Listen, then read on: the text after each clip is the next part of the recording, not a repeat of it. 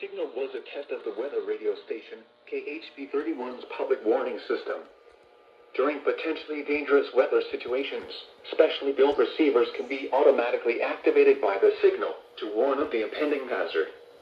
Tests of the signal and receiver performance are normally conducted between the hours of 11 and noon each Wednesday.